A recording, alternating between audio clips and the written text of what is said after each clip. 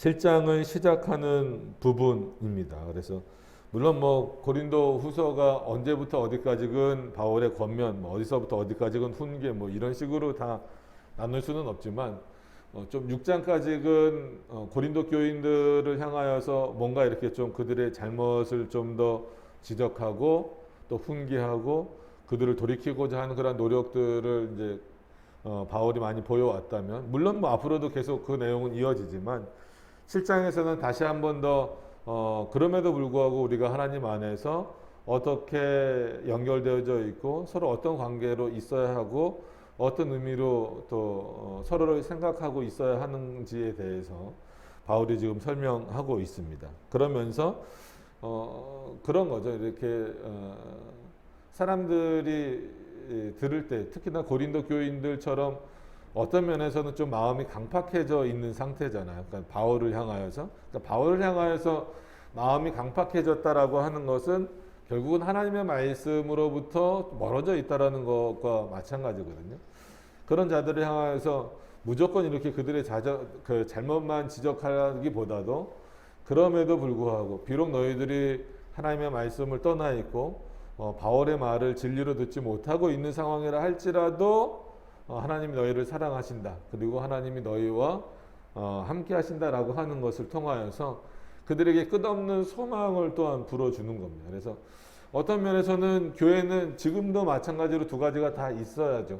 성도들로 하여금 그 하나님의 말씀대로 살지 못할 때는 때로는 강력하게 권면도 하고 훈계도 하고 해야 되면서, 그럼에도 불구하고 우리는 그리스도 안에서 하나가 되었고 하나님의 언약 안에서 하나가 되었고 창세전에 우리를 불러주신 그 부르심 가운데 하나가 된 자들이다라고 하는 사실을 늘 상기시켜주는. 그래서 뭐 훈계나 사랑을 이렇게 보면은 좀 차이가 날 수 있죠. 사랑이라고 하는 건 왠지 모든 걸 다 감싸주는 것 같고 받아주는 것 같고 허용하는 것 같지만 그 안에는 다 연결고리가 있는 거죠. 그럼 권면하거나 훈계할 때는 무조건 미운 마음으로만 하는 게 아니잖아요. 정말 권면하고 훈계하는 이유는 그 안에 뭐가 있으니까 하나님이 우리를 사랑하신다라고 하는 사랑과 그 훈계를 하는 사람이나 훈계를 듣는 사람이 공이 누구 앞에 있다? 하나님 앞에 있고 하나님 안에 있고 그의 언약 안에 동일하게 있다라고 하는 것을 인정하고 있고 믿고 있기 때문에 서로에게 그런 마음으로 하는 겁니다. 그래서 권면과 훈계 안에 사랑이 있는 것이고 사랑 안에 결국은 권면과 훈계가 있다라고 하는 사실을 한 번 더 기억하셨으면 좋겠습니다. 어떻게 보면 바울이 물론 이제 앞에서도 그렇지만 7장에서는 그런 내용들을 조금 더 분명하게 드러내고 있습니다. 1절부터 좀 보시면, 그런즉 했으니까 이제 앞에 쭉 뭐 고린도 전서부터 해서 6장까지의 내용을 쭉 이제 다 말했다라는 거죠. 그런즉 이렇게 너희가 하나님의 말씀에 있어야 되고 하나님의 말씀에 살아야 된다라고 하는 것을 말한 이후에, 그런즉 사랑하는 자들아. 참 이런 표현들이 그냥 뭐 좀 뭐 관용구나 아니면 뭐 그냥 누구를 부를 때 그냥 쓰는 표현으로 생각할 수도 있지만 바울에게 있어서는 굉장히 중요한 표현입니다. 솔직한 얘기로 늘 말씀드리지만 바울이 환대를 받은 것도 있고 환대를 받지 못한 것도 있지만 바울은 한결같이 누구를 향하여서 말할 때 뭐 그들을 뭐 훈계하든 때로는 혼을 내든 할 때든지 늘 시작할 때 사랑하는 자들아 이런 표현들을 많이 씁니다. 그거는 어떤 가식적인 표현이거나 뭐 그런 것이라기보다도 정말 하나님 가운데 하나님 안에 있고 하나님 안에서 우리가 하나 되었음을 고백하는 그런 표현이다라고 하는 거예요. 그리고 바울은 늘 언제나 자기 자신의 모습을 항상 뒤돌아보잖아요. 그래서 한편으로는 바울이 때로는 그 고통도 겪고 고난도 당하고 환난도 당하면서도 계속해서 그 자신의 사랑을 표출하고 보여주는 이유는 자기가 그랬던 인물이잖아요. 자기가 가장 하나님을 잘 섬겼던 인물인 것처럼 보이고 자기가 하나님을 잘 올바로 섬긴다라고 생각해서 다른 사람을 정죄하고 비난하고 그랬던 적이 있었던 바울이기 때문에 오히려 그런 마음들을 좀 아는 거예요. 알아서 지금 저 사람들이 비록 지금 나를 내 말을 좀 듣지 않고 하나님의 말씀대로 살고 있지 않다 할지라도 자기를 변화시키셨던 그 예수 그리스도의 은혜를 생각한다라고 한다면 언젠가는 끊임없이 그들을 사랑하는 마음으로 하나님의 말씀을 증거할 때에는 결국은 하나님께서 그들에게 역사하지 않겠느냐라고 하는 그런 기대감과 더불어서 그런 어떤 사랑의 마음을 실제로 갖고 있는 겁니다. 그래서 우리도 어떤 면에서는 어느 정도까지는 좀 훈련이 필요하죠. 그래서 우리가 솔직히 교회 안에서는 뭐 형제님, 자매님, 뭐 성도님 이렇게 부르는 게 맨 처음에는 낯설 수 있어요. 실제 형제가 아니잖아. 실제 자매가 아니잖아. 그럼에도 불구하고 우리가 형제님, 자매님이라고 부르는 이유는 뭘까요? 그리스도 안에서 하나가 되었다라고 하는 거잖아요. 그런 차원에서 바울의 이 사랑하는 자들아라고 하는 그 표현 안에는 바울의 단순한 어떤 뭐 이렇게 권면이나 훈계나 이런 좀 무서운 모습뿐만이 아니라 하나님의 사랑을 바울을 통하여서 표현하시는 그런 내용들이 많이 있다라고 하는 겁니다. 그래서 우리도 성도라고 했을 때, 서로 성도라고 했을 때는 서로 이렇게 사랑하는 자들아라고 고백해 줄 수 있는 그런 부분들이 필요합니다. 왜 이렇게 표현을 하냐면 사랑하는 자들아, 이 약속을 가진 우리가, 그래서 순서가 좀 바뀐 것처럼 보이지만 이 약속은 결국은 어디 약속일까요? 바울과 고린도 교인들이 맺은 약속이 아니잖아요. 다 사랑하는 자들아라고 말했어요. 왜 사랑하는 자들이냐면 너도 그렇고 나도 그렇고 늘 말씀드리지만 지금 바울은 하나님을 잘 섬기고 있고 고린도 교인들은 지금은 뭐 우상도 같이 섬기고 뭐 막 이런 상황 가운데 있지만 그럼에도 불구하고 우리는 공이 어디 가운데 있다? 하나님의 언약 가운데 있다. 하나님의 약속 가운데 있다라는 거예요.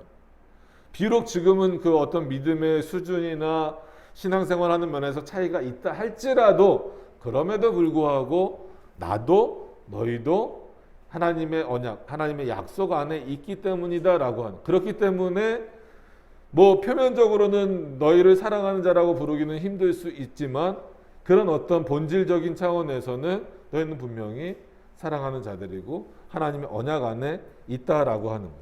그래서 여기서 이제 약속이라고 표현되어 있지만 보통 우리는 약속을 어떻게 생각합니까?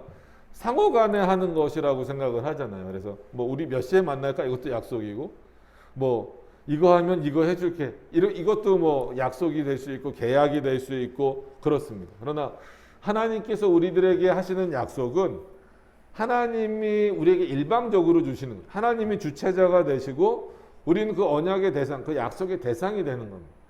쌍방, 뭐 쌍무적이다 이렇게 할 수는 없죠. 뭐 행위 언약이라고 하는 거는 뭐 표면적으로는 그런 내용들이 있죠. 하나님 조건을 마치 내걸으셔서 이렇게 하면 이렇게 해주겠다라는 그런 내용들이 있지만 기본적으로 은혜 언약이라고 하는 즉 하나님께서 우리와 맺으시는 언약 자체는 하나님이 일방적으로 맺어주시는 거예요.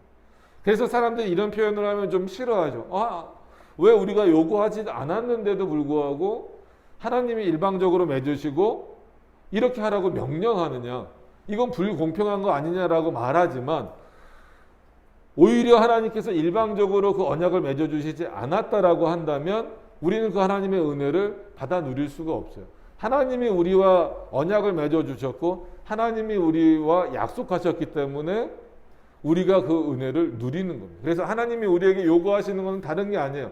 내가 너희와 언약을 맺었을 때 어떤 부분은 조건처럼 보이고 이것을 이렇게 지키면 이렇게 해주겠다.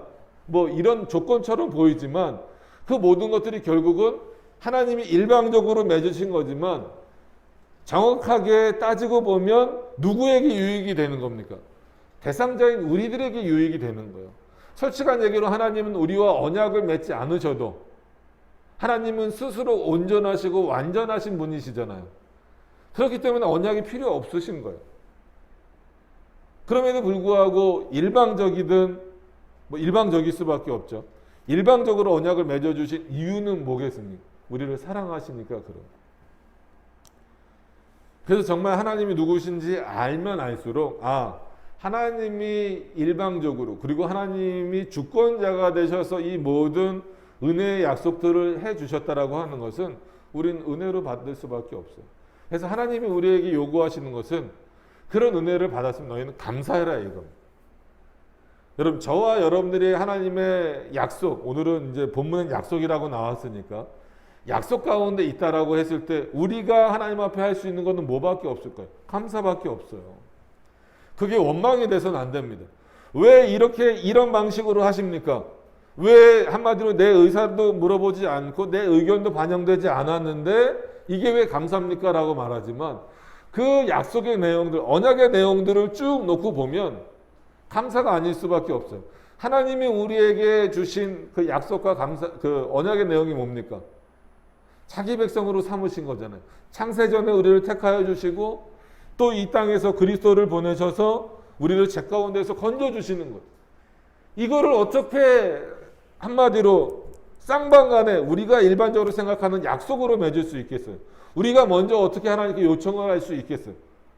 하나님이 우리를 사랑하시고 우리를 택하셔서 일방적으로 맺어주신 건데 일방적이다라는 표현 자체가 우리에게는 불공평하게 들릴지 몰라도 그 내용을 놓고 보면 그거는 전혀 그러니까 일방적이지만 그거는 불공평한 것이 아니라 오히려 누구를 위한 겁니까? 우리를 위한 거더라고요. 그래서 우리가 하나님의 언약 가운데 있다, 하나님의 약속 가운데 있다라고 했을 때 우리가 하나님께 돌릴 수 있는 것은 감사밖에 없어요. 여러분, 그런 차원에서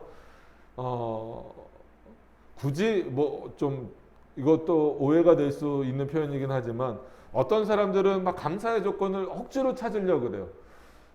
뭐 때문에 내가 하나님께 감사해야 되지? 오늘 뭐 무슨 일이 있어서 뭐 밥을 맛있는 걸 먹어서 아니면 뭐 좋은 사람을 만나서 뭐 일이 잘 풀려서 이런 것들을 억지로 찾으려고 하는데 그거는 하나님 앞에 하나님을 제대로 잘 모르는 거예요. 우리는 억지로 찾지 않아도 우리가 늘 하나님의 약속 가운데 있다라는 것을 인식하는 순간에 모든 순간이 하나님 앞에 감사할 수밖에 없어요. 왜? 그 약속이 없으면 우리는 살아갈 존재의 의미가 전혀 없어지는 겁니다. 하나님이 우리를 그 약속 가운데 가둬두셨기 때문에 우리가 그 약속을 믿고 그 약속을 바라보고 더 의지하고 나가는 거예요. 우리가 사랑과의 어떤 약속에서도 믿음을 줄 수 있는 사람과 약속했을 때 마음이 든든하잖아요.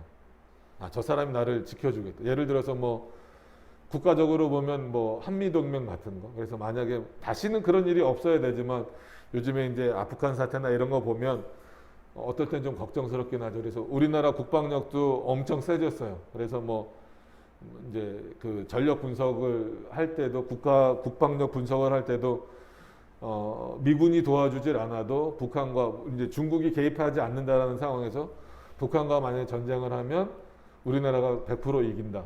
그럴 수밖에 없는 상황이긴 하죠. 뭐 경제적인 면에서나 국방적인 면에서나. 그럼에도 불구하고 한편으로는 또 든든한 거는 만약에 전쟁이 나고 더 큰 나라들이 싸움에 끼어들게 된다면 우리에게는 누가 있다라는 미군이 우리를 꼭 도와줄 것이다. 그러니까 이것만 생각하더라도 뭔가 어느 정도 사람들은 안정감을 갖고 있어요. 6.25 때 또 경험도 있고 하다 보니까. 그러니까 사람과의 관계에서도 나보다 조금 더 크고, 그러니까 어린 아이들도 마찬가지잖아요. 부모와 뭐 이렇게 약속 가운데 사는 건 아니지만 암묵적 약속 가운데 사는 거잖아. 내 부모로서 내 부모니까 나에게 먹을 것도 제공해주고 집도 제공해주고 입을 것도 제공해줄 거야. 근데 그 약속이 불안해 보이면 그 믿음이, 그러니까 그 부모에 대한 믿음이 없다 보면 불안하잖아, 아이들이. 정말 이 부모가 나를 잘 관리해 줄까? 나를 버리지 않을까? 이런 마음이 있단 말이야. 근데 정상적인 아이들, 그 부모에 대한 믿음이 있는 보통적인 아이들은 부모님이 나를 버릴 거라고 생각하지 않아요. 그러니까 부모님이 나와 함께 계시다는 것만으로도 그냥 그게 감사한 일인 거예요. 세상에서도 그렇습니다. 근데 하나님께서 우리와 약속하셨잖아요. 내가 너희를 버리지 않겠다. 내가 너를 택하였다. 내가 너를 구원하였다. 이 약속을 갖고 있다라고 한다면 이것 자체가 우리에게 어마어마한 감사의 내용이어야 된다라는, 다른 어떤 것이 없어도.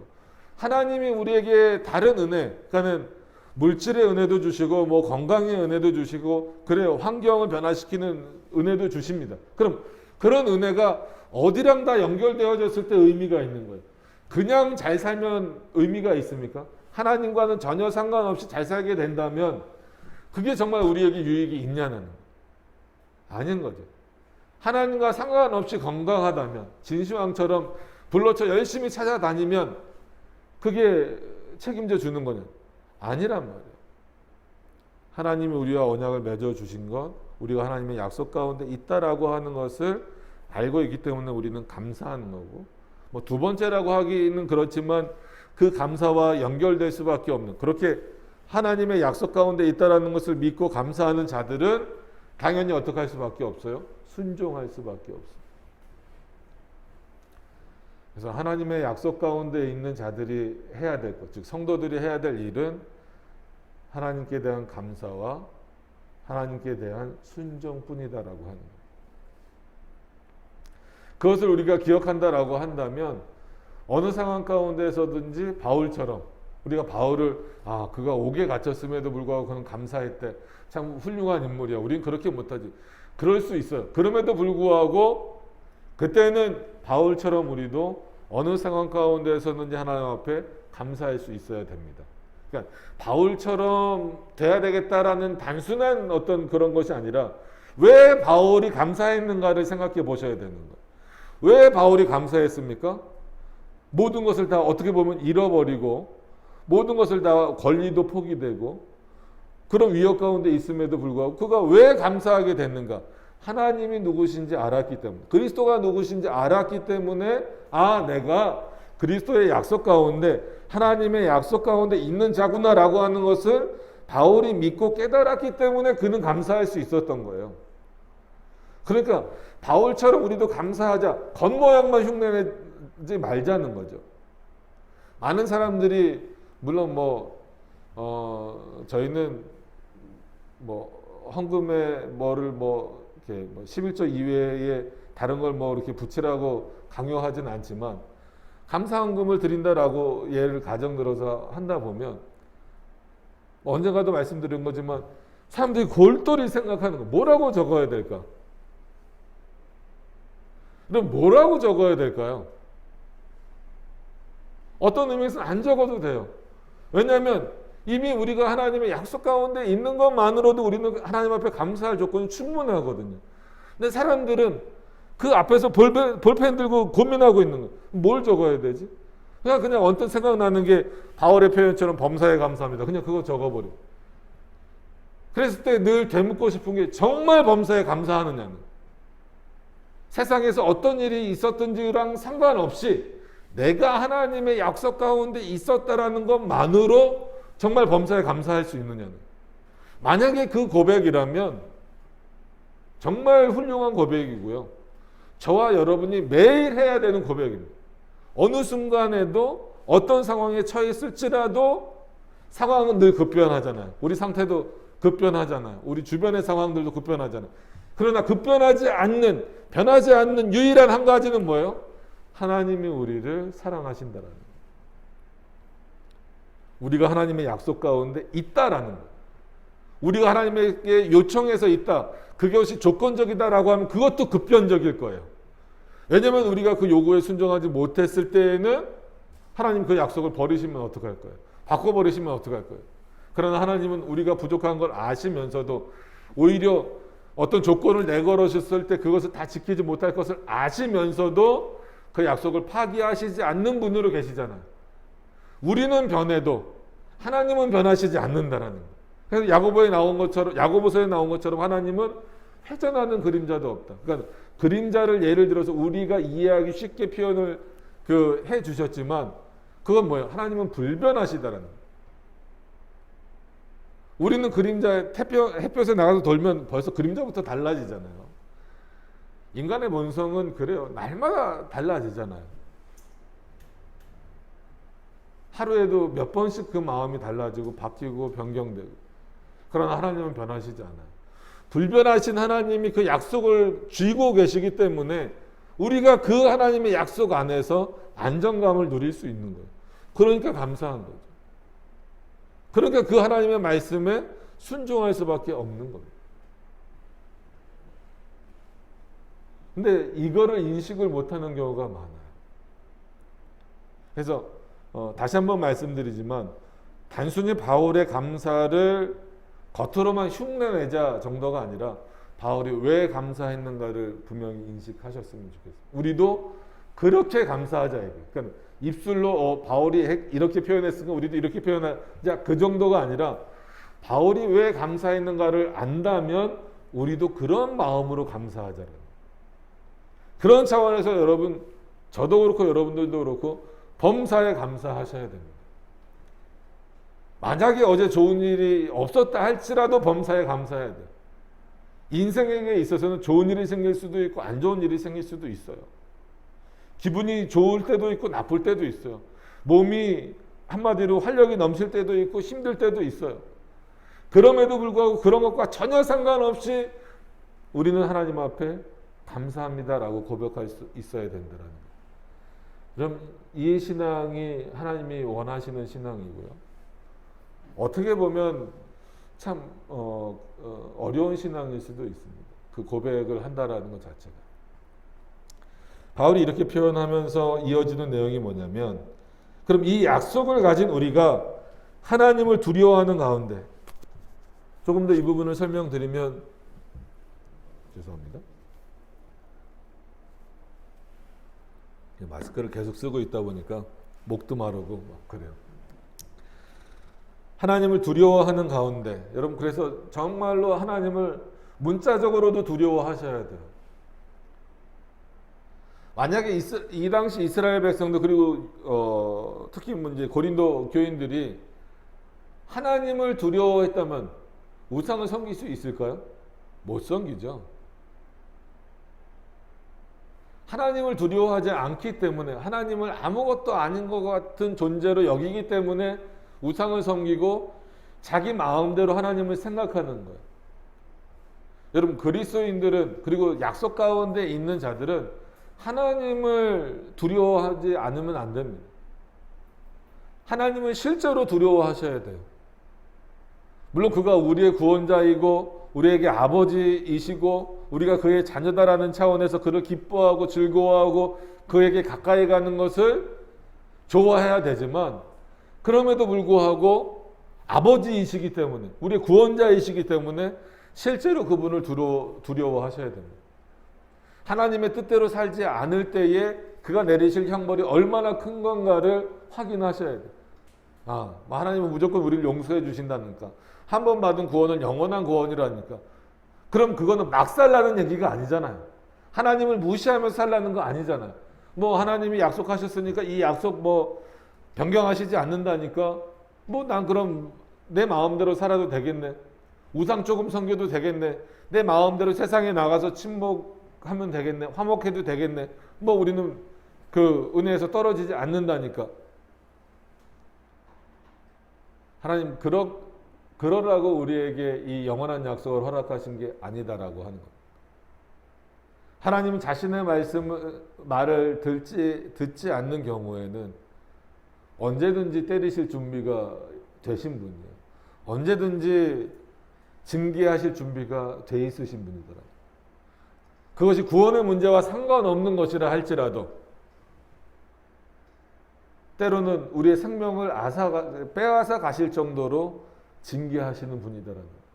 여러분 하나님 앞에서 두려움을 갖는 건 당연한 겁니다.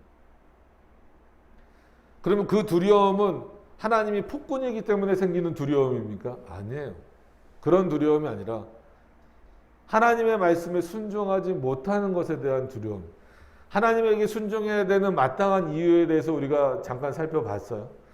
그렇게 하나님께 순종해야 되는 마땅한 이유가 있음에도 불구하고 하나님의 말씀에 순종하지 않고 하나님의 말씀으로부터 벗어나는 일을 했다라고 한다면 당연히 그것은 한마디로 매를 맞아야 되는 일과 똑같다라는 겁니다.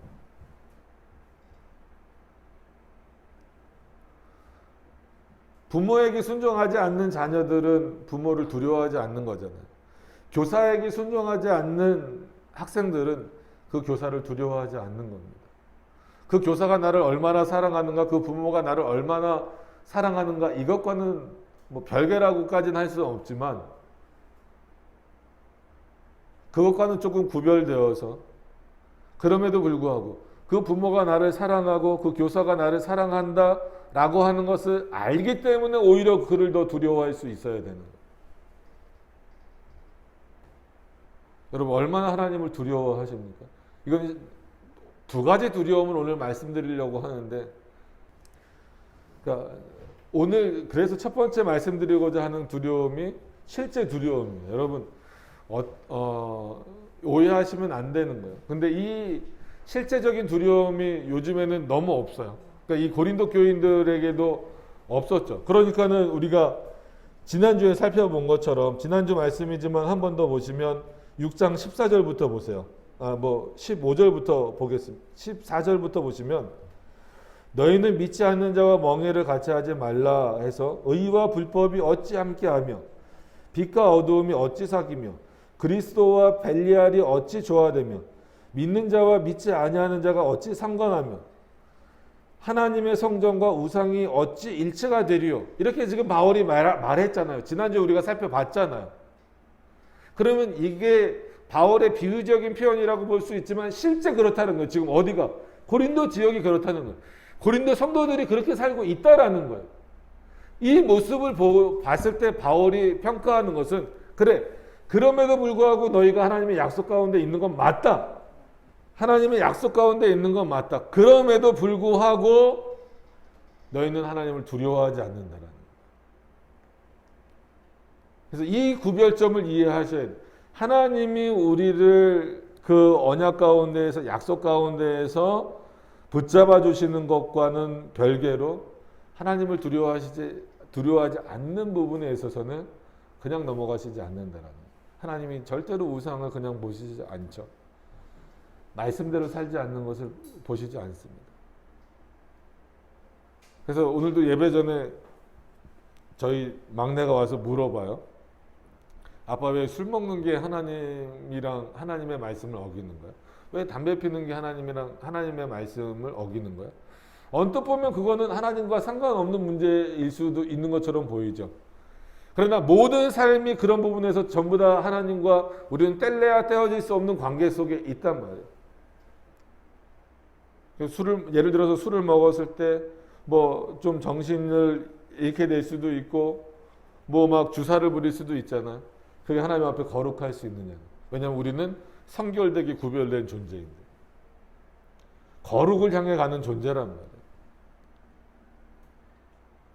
그런 차원에서 여러분 하나님을 두려워하셔야 됩니다. 두 번째 말씀드리고 싶은 두려움은 거룩한 두려움. 그거는 어떤 두려움이냐면, 단순히 하나님이 무서워서 숨어야 되겠다.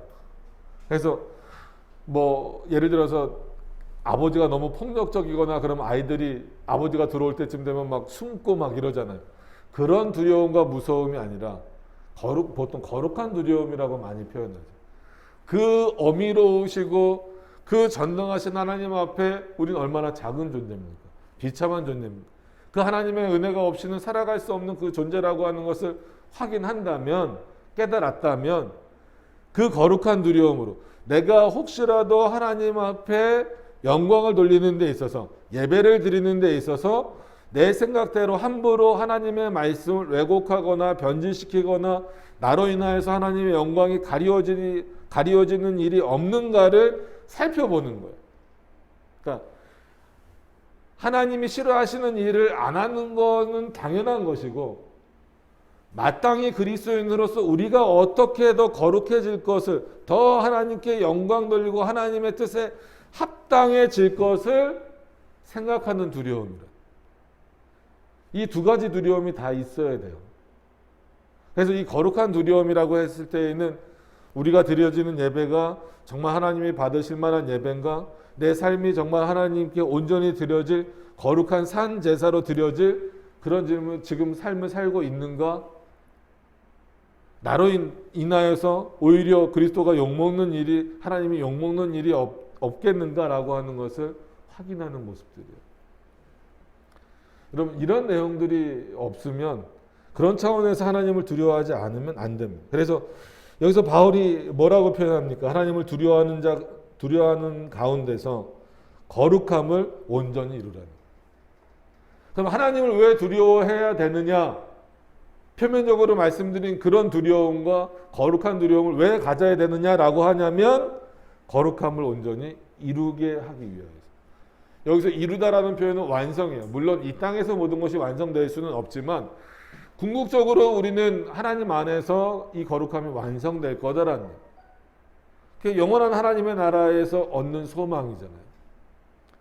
그럼 이 땅에서도 그 거룩함을 추구해 나갈 수 있는 유일한 길은 뭐예요? 하나님의 말씀 안에 있는 거예요. 그 말씀 안에 사는 겁니다. 그 말씀 안에서 살 때만이 온전히 하나님 앞에 그 거룩함을 이룰 수 있는 유일한 길이 된다라고 하는 거예요. 근데 사람들은 여기서 자꾸 벗어나려고 하죠. 그게 그 벗어나려고 하는 모습이 하나님 앞에 드려지는 모습까지도 그대로 거기에까지도 영향을 주고 있다라는 게 문제인 거예요. 그래서 거룩함을 온전히 이루어 육과 영의 온갖 더러운 것에서 자신을 깨끗하게 하자. 분명히 우리는 육과 영을 구별해서 생각을 해야 됩니다. 그럼에도 불구하고 우리가 지금 살아가고 있는 이 모습은 육과 영이 함께 있잖아요. 육신과 영혼이 함께 있잖아요. 그렇기 때문에 분리될 수 없다라는 거예요. 영혼의 문제가 결국 우리의 육신의 문제에 영향을 줄 수밖에 없고, 또 우리의 육신의 문제는 영혼의 문제에 영향을 끼칠 수밖에 없습니다. 우리의 육신만 깨끗하게 살 수도 없고, 아까 하나님 앞에 거룩함을 이루라라고 했으니까 거룩한 것은 어떤 영적인 개념이 많으니까 영적으로 거룩해야지. 영적으로만 거룩하고 육신적으로 막 산다? 이럴 수 없어요.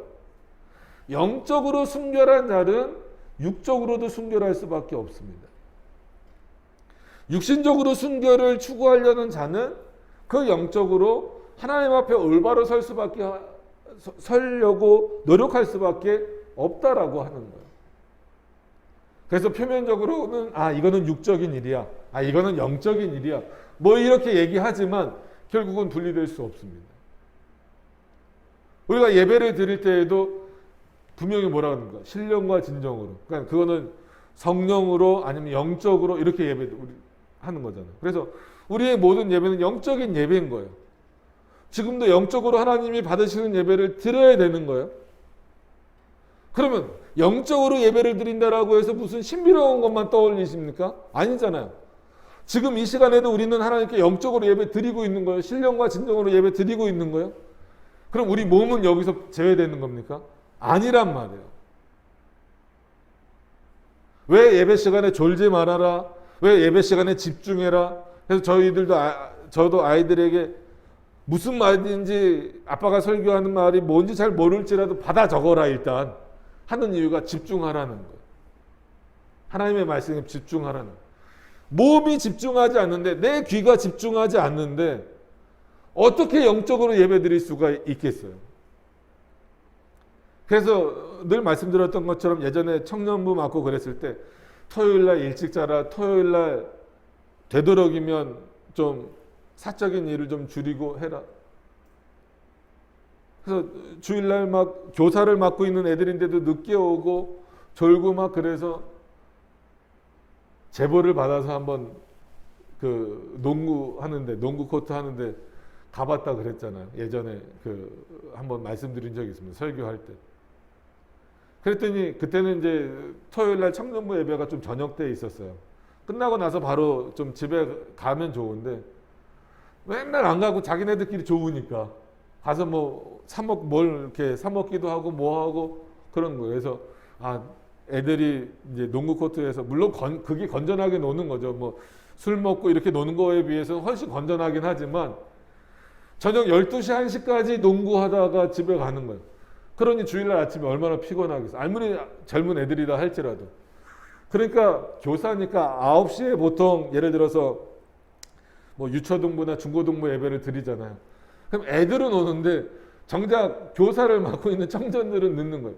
그러니까 살펴봤더니 토요일날 12시 1시까지 그 밖에서 그 농구 코트에서 농구 그렇게 하고 있으니 집에 오면 얼마나 피곤하겠어요. 그러면 최소한 9시에 어린이 예배가 시작된다 그러면 교사들은 늦어도 8시 정도까지 와야 되잖아요. 와서 미리 준비하고 또 아이들 안 나오는 아이들한테 연락도 하고 심지어 데려가기도 하고 데리러 가기도 하고 차량 운행도 해야 되고 이런 많은 일들이 있잖아요.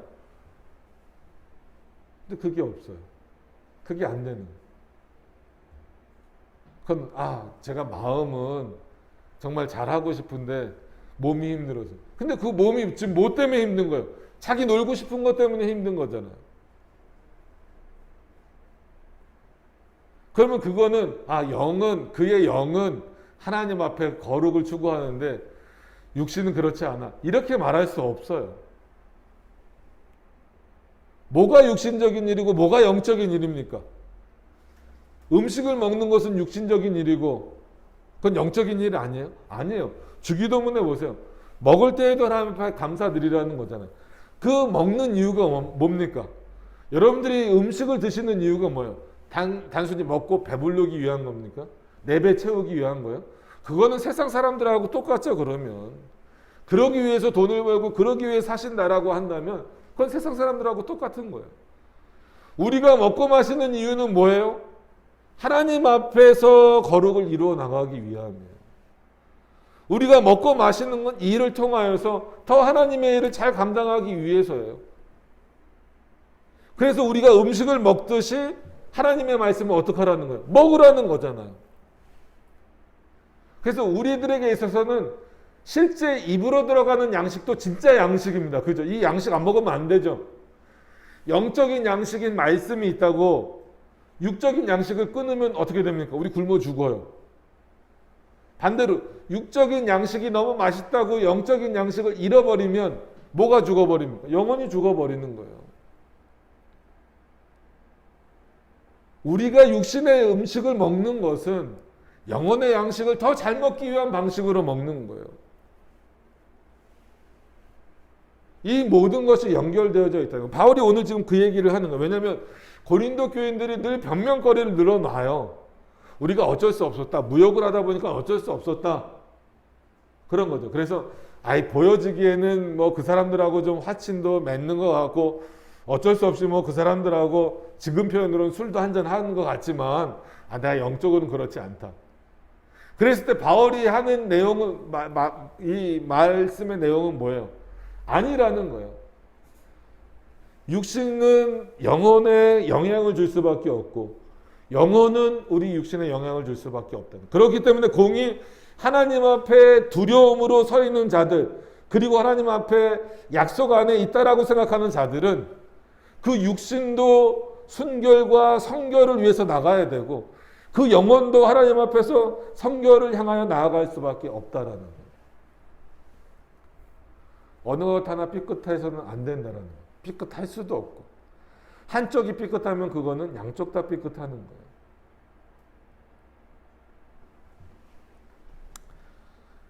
그래서 이 표현이 잘 기억하시면 됩니다. 영육 간에 육과 영의 온갖 더러운 곳에서 그죠? 바울이 자세하게 언급하진 않았지만 이 온갖 더러운 것이라는 표현 안에 정말 모든 게 다 들어있잖아요. 우리의 육신을 더럽히는 일들 뭐 지금 이 시간에 말하면은 설교 안 끝나겠죠. 그죠? 그럼 우리의 영적을 더럽히는 영적으로 우리의 영을 더럽히는 일들 이것도 수도 없이 많아요. 거기로부터 깨끗하기 위해서는 뭐밖에 없습니까? 내 자신을 세상으로부터 보호하고 심지어는 나의 잘못된 생각, 나의 본성으로부터도 내 자신을 보호하고 깨끗하게 할 수 있는 유일한 길과 방법은 뭐예요? 하나님의 말씀밖에 없는 거예요. 그의 약속을 붙잡는 것밖에 없는 거예요. 내가 그 하나님의 약속 가운데 있다라는 것을 늘 인식하고 깨닫는 것밖에 없어요. 그렇기 때문에 우리는 하나님 앞에서 겸손해야 되는 것이고 감사해야 되는 것이고 그의 영광을 위해서 먹고 마시고 살 준비가 되어 있어야 되는 거죠. 늘 내 자신을 깨끗하게 하는 거예요. 손에 더러운 거 묻으면 바로 가서 닦잖아요.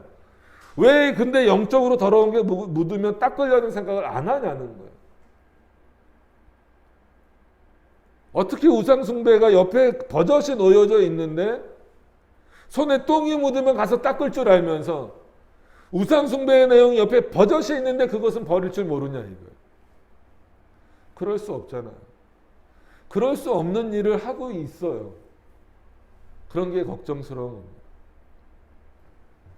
그래서 뭐 코로나 시대이기 때문에 너무나 반복적으로 말씀드려서 죄송하지만 전 단순히 코로나가 걱정되는 게 아니에요. 그래서 요즘에 뭐 위드 코로나 그래서 어차피 코로나랑 함께 가야 되는 시대가 왔다라고 말하잖아요.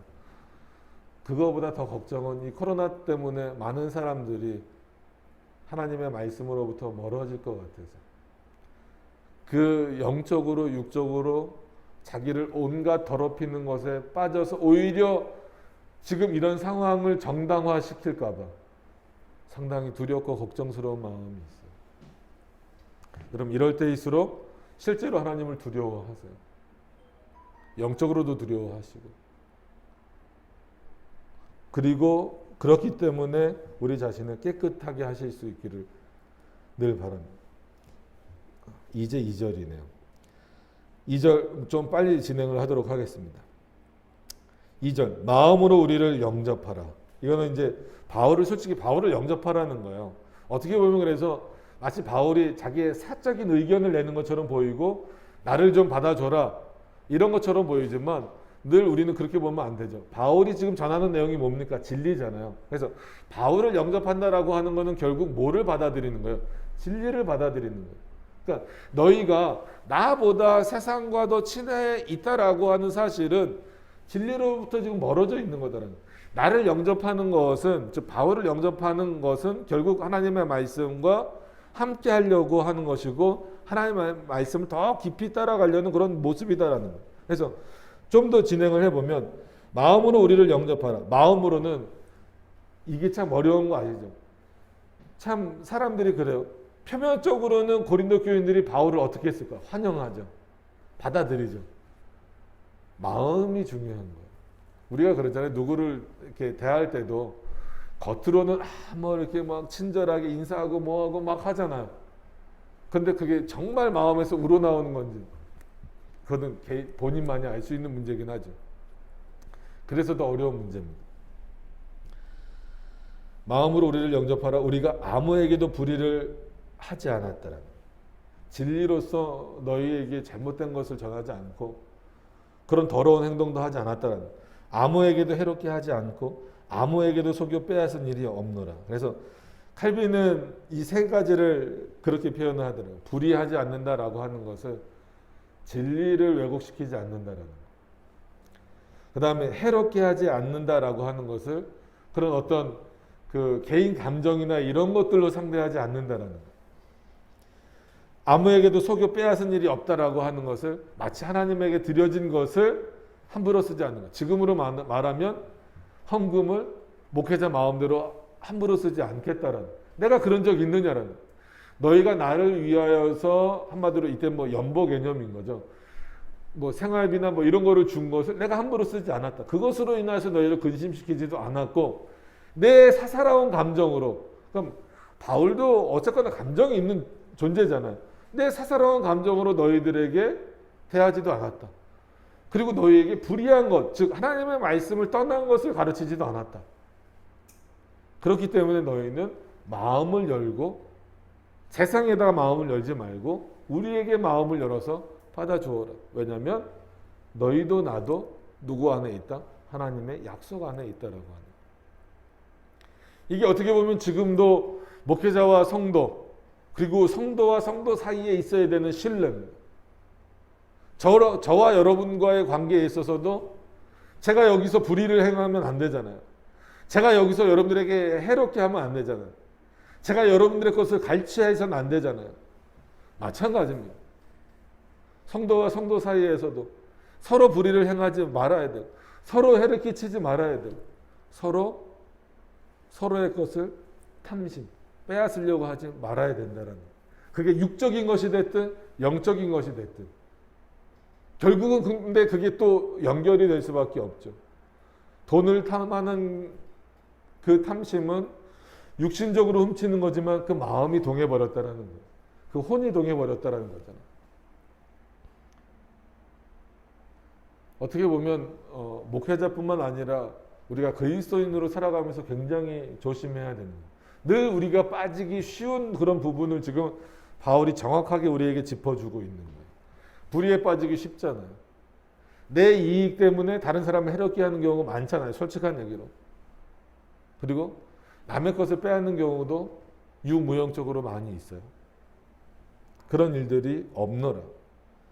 3절에 보면 내가 정죄하려고, 그러면 나는 이렇게 깨끗한데 너희는 그렇지 못해라고 지금 내가 너희를 정죄하려고 이런 말을 하는 게 아니다라는, 내가 정죄하려고 이 말을 하는 것이 아니라 이전에 말하였거니와 너희도 우리 마음에 있어 함께 죽고 함께 살게 하고자 함이라.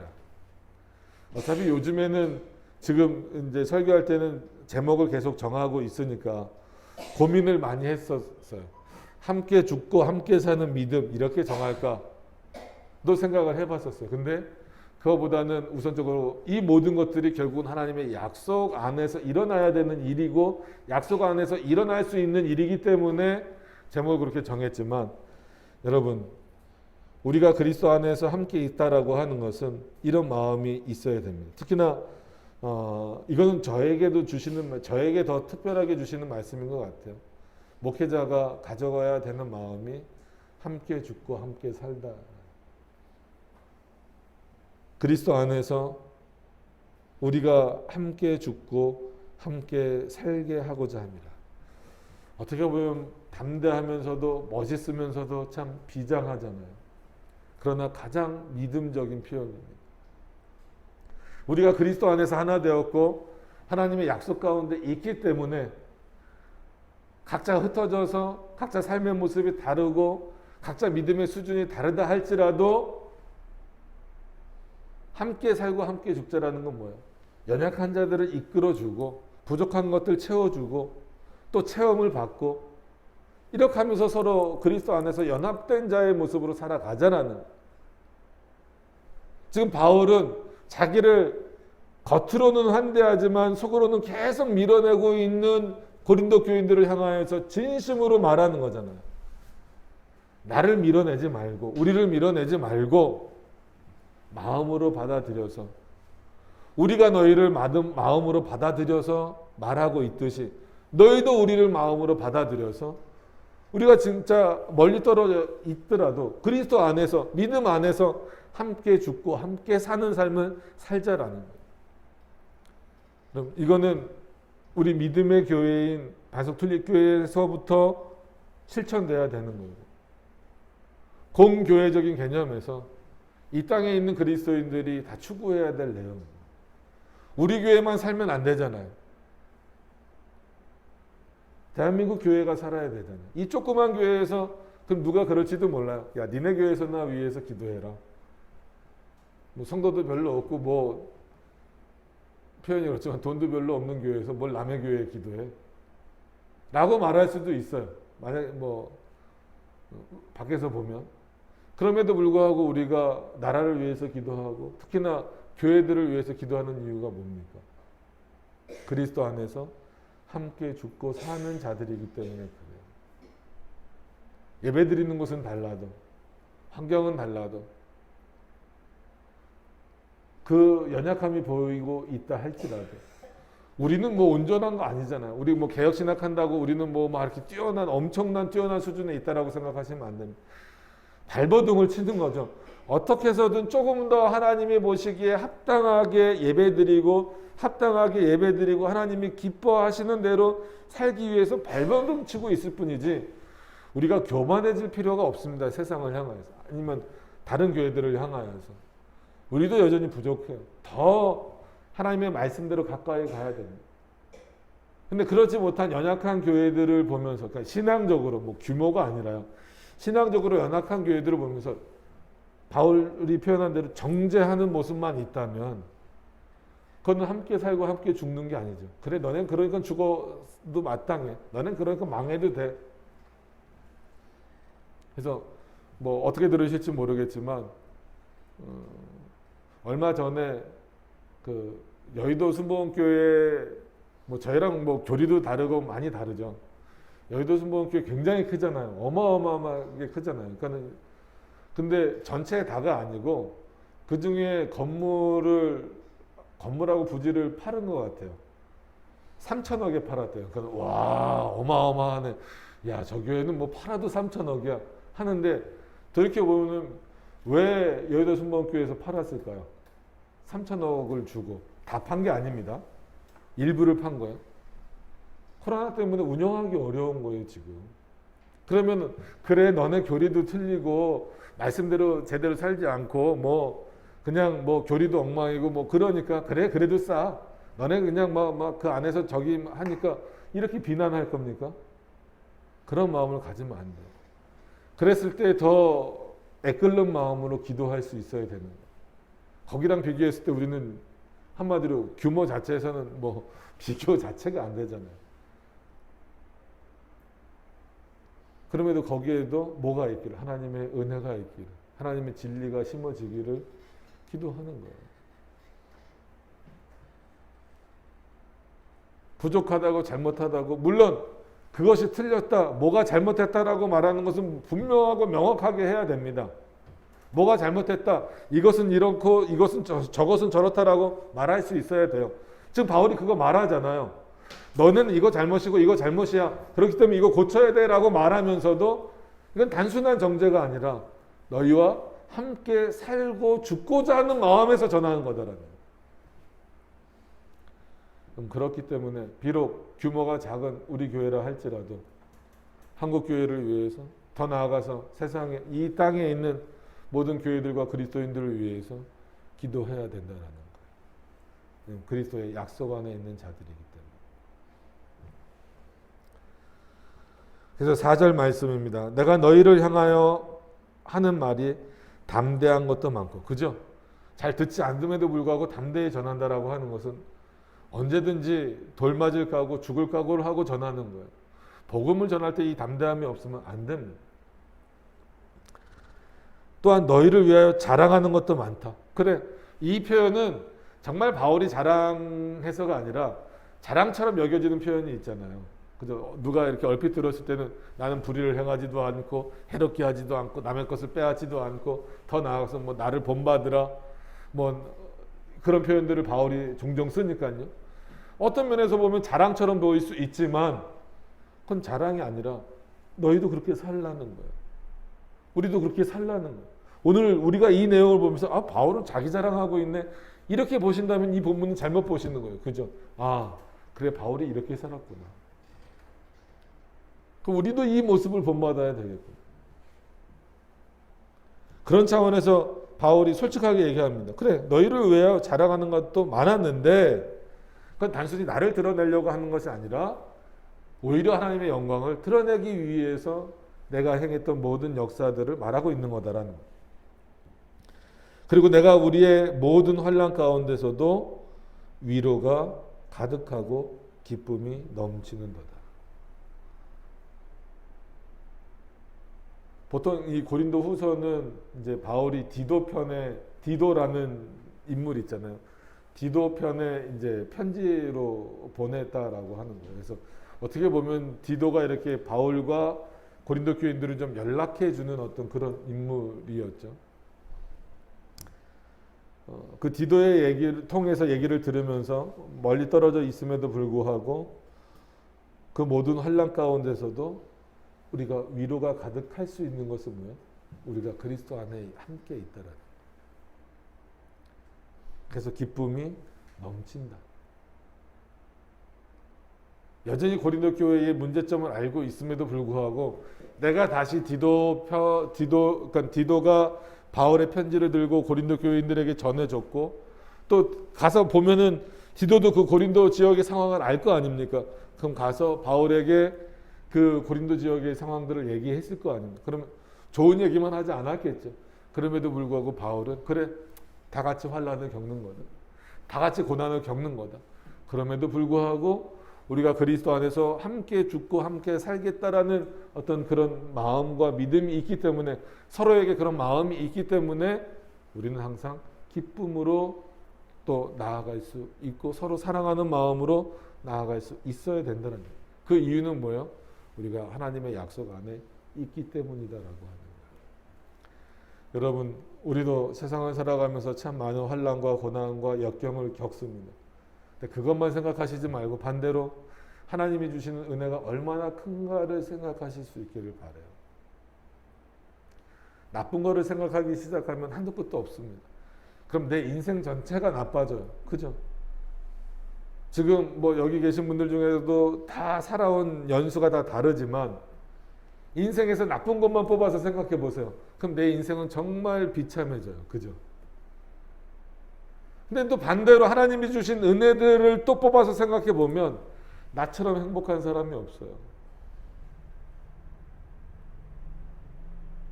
그래서 그리스도인들은 비천에도 처할 수 있고 부한 곳에 처할 수도 있어요.